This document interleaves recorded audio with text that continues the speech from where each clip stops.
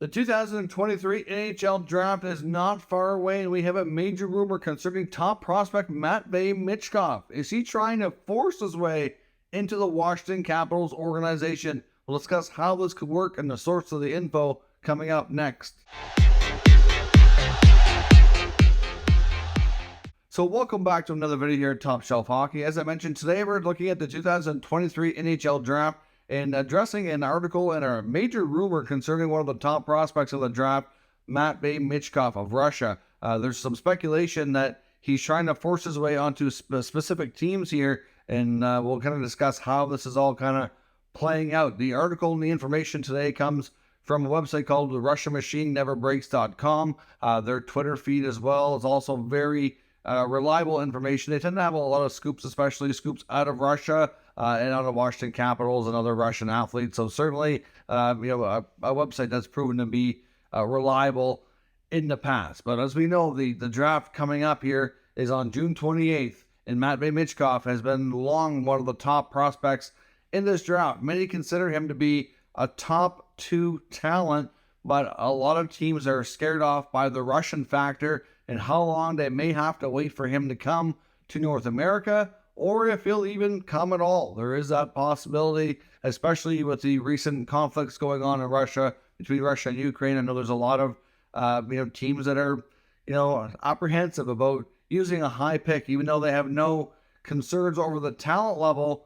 Is this pick going to play for them? Is it going to work out, or are they going to waste their time? It could set back a franchise drastically, or it could spring it forward if he comes and plays and is what you expect he's going to be. But essentially, the latest speculation here in the rumor is that Michkov is really trying to force his way onto a preferred NHL team. Now, recent information before this article came out from Elliotte Friedman just in the last couple of days on his 32 Thoughts podcast had made mention that a lot of NHL teams has had a really difficult time trying to interview Michkov and just to speak with him. He was not present at the NHL Draft Combine, which is where a lot of prospects go through testing and everything and get to meet with NHL teams, and teams get to know these players here on a little bit better level. And a lot of teams apparently have even sent representatives over to Russia to observe him play and to try to have just a conversation to interview him. And most of the time that's gone without being successful. Apparently this article makes mention that his current KHL team has informed him and suggested that he not talk and that he kind of be this way with NHL clubs. So it seems like their influence over and his guidance here towards his draft year is kind of dictating how he's acting, which is not surprising. And at the same time, he's kind of learned some of the methods here that he can use to employ to go where he wants. At the end of the day, he's going to have to sign a contract, play hockey, be happy, and that is important. But the whole aspect and point of the draft is to give every NHL team a fair opportunity and fair shake to get talented players into their organization. Now, essentially, the article here on RussiaMachineNeverBreaks.com has sources out of Russia that indicate that he is going to fall in the draft and be selected number 8 overall by the Washington Capitals. Now, how convenient would that be? Washington, the great 8, Alex Ovechkin, drafted at number 8. I mean, I know there's a lot of people like to put a play on numbers and numerology. And certainly, just the significance of the number just seems very apropos here. But at the same time, it also goes on to say that Ovechkin will deliver him to the Capitals in due time. That by the time he comes to the NHL, the Washington Capitals are likely going to be starting to go through a rebuild. And essentially, they have a Russian superstar in Alex Ovechkin, who is a generational talent, the greatest goal scorer of all time, very likely going to break the all-time goal record by Wayne Gretzky. And when he's going to be done here, I mean, we don't know how long he's going to play, but assuming he plays for a few more years, they could essentially replace Ovechkin with Michkov. And Michkov is at this point touted to be possibly, of course, this is all, just projections and hype. And until he lives up to it, you can't say with certainty, but he's projected to possibly be the best Russian hockey player since Ovechkin.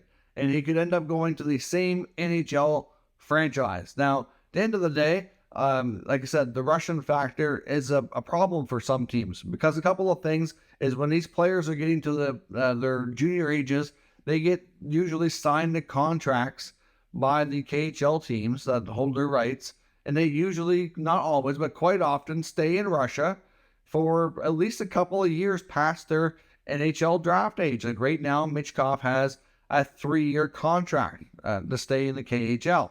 Now, are there cases of sometimes those contracts being terminated? Yes, there are. They're not obligated to by any means, and there is no transfer agreement between the NHL and KHL, so the team over there is completely at their own will here to release the player or not. Now, this article also indicates they feel like they really only have one team that's a threat, you could say, or a competitor to draft Michkov, and that's the San Jose Sharks. If you look at the draft order, you've got the top 3 being Chicago, Anaheim, and Columbus. Now, the top 3 players in this draft for selections and for mock drafts, if you take a look around, it's always been Bedard, Fantilli, Karlsson for the most part. Now, not to say that Matvei Michkov is not as good as Leo Karlsson or Adam Fantilli. I think he absolutely appears like he is. He might even be better than him. It's quite likely at this point. We won't know until we see them play professionally in the league and kind of go head to head. But at this point, like, all indications are that he is closer to Connor Bedard than anybody else in this draft. However, with Fantilli and Karlsson being such good, strong players, projected to be, top line, franchise altering players, I think those teams in those 2-3 spots are less phased by the Michkov Russian factor and what they may or may not have to deal with here, because they have such other great options to select from. So most people feel it's going to be Bedard and then most likely Fantilli, Karlsson. Even if they flip-flop, doesn't matter. Those are your top 3 picks. At number 4 in San Jose, things get interesting. The owner of the Sharks apparently is a big fan of Russian players. They've had obviously some Russian players in the past, and there's some concern that maybe the Sharks consider taking him. You could make an argument that the Sharks likely, based on the language used by Mike Greer to discuss their plan and direction, I don't know if we can officially say they're rebuilding, but they basically are, and it kind of makes sense that they can take the time to wait here, and Michkov can come over in a few years when they're ready to kind of start the next phase of things to come out and start being competitive again. After San Jose, you've got Montreal, Arizona, Philadelphia, Washington. And the article goes on to say they don't feel like Montreal, Arizona, and Philadelphia are really threats to draft Michkov. We've heard Ken Hughes, the GM of the Habs, be asked about Michkov before. It kind of sounds to me like they most likely won't go down that road. I know some had speculated before that the Habs might be a team to watch, considering they employ Nick Bobrov, who's obviously very well connected to Russia and Russian players and very knowledgeable in that aspect. So he might push for them to select this player. But to me, it sounds like they're more zoned in on a player like a U.S.-born player like Will Smith.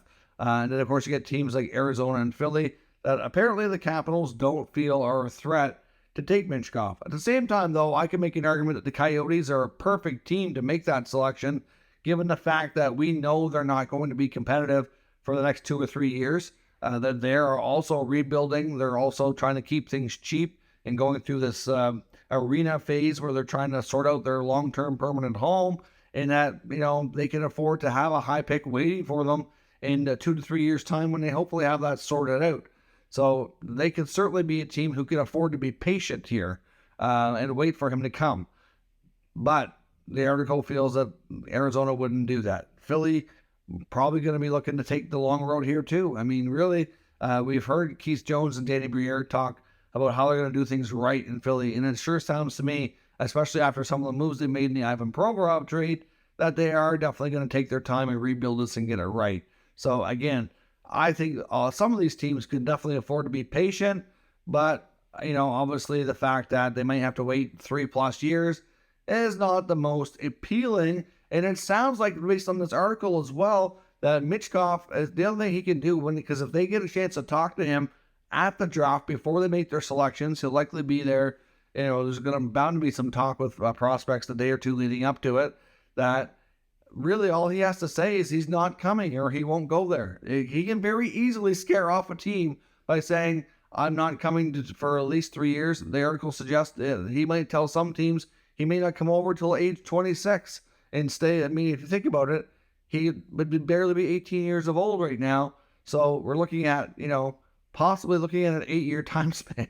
Like, general managers are not going to waste that selection and possibly let a GM of the future get the credit here. Because if you think about it, a lot of GMs don't last with their teams that long, and they're going to want to have a player on their roster in the shortest time span possible to have an impact that hopefully make the team better for their own sake, to have this team be successful so they are successful as well.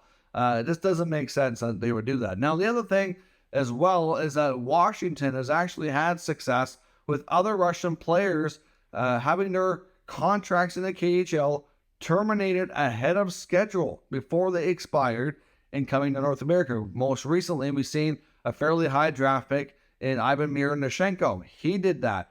Kuznetsov, when he made the jump to North America, he also got out of his contract a little bit early too and had it terminated and made the jump to North America. So even though he has a 3-year contract, if there's anybody or any team and any influence in the NHL that would be able to get a Russian player to come early, it'd be the Capitals and Alex Ovechkin. I have no doubt about that. I'm not saying he's going to break the 3-year contract early and come sooner, but if there's any chance of it happening, to me, that would make the most sense that they might be the team to be able to influence that to make it happen. So at the end of the day, it makes a lot of sense for him to go to Washington. Like I said as well, it just seems incredibly fitting where they're picking number 8 overall, and we're nearing the end of the Great Eight's career, and he can deliver or help deliver this next great Russian prodigy who could be just as possibly as good as him or close to it, or the best Russian player since him, to take over his spot. Now, it is also possible that if he comes a little bit early, they might even be able to play together a little bit on the same team for a season or two possibly before Ovechkin hangs him up. We don't know how long Ovi, of course, intends to play.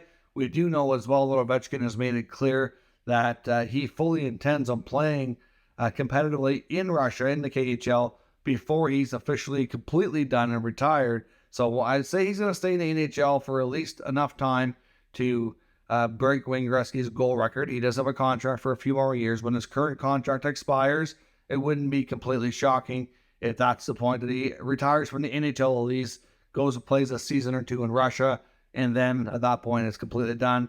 He's going to be pushing 40 by that point, right? So obviously that would make a lot of sense, but it's hard to predict exactly what is going to go down. But it sounds like to me that Michkov is trying to force his way into the right spot, because he's not talking to teams. He's being awfully quiet. They're using tactics that sounds like they're prepared to, at least, to kind of scare some teams off, to make sure that he goes where he wants to go, and otherwise he'll just kind of stay over in Russia and sit and wait, and might be able to force a trade. I think other teams would be reluctant to take the player because of that. Even if you trade him, you're not going to get value. Like, if let's say the Sharks take this player at 4 and he decides that I'm not going there, and he's sitting in Russia and he's not coming, like, eventually his rights will expire and he can be a free agent like anybody else.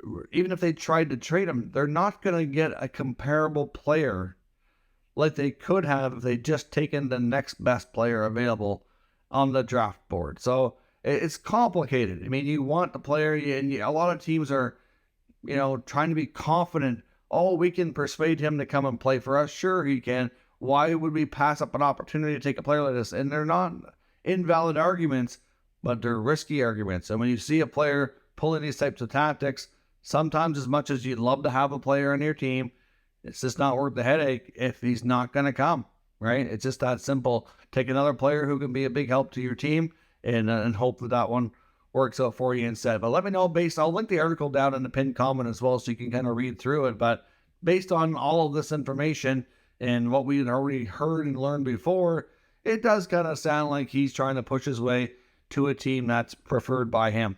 And I'd like to know what everybody else thinks as well. Is it suiting? Is it fitting? Is it meant to be that he'd be the 8th overall pick by the team held by the Great Eight and be the next great Russian player to take over for Ovi in Washington. Let me know your thoughts on that down in the comments, and we'll discuss further. If you're new to the channel, make sure you subscribe and stick around. We'll keep you up to date with all the latest news, rumors, and analysis of the NHL draft, and of course all the trades, free agency, all kinds of great content coming up here throughout the offseason. Thanks for watching, and I'll catch you next time.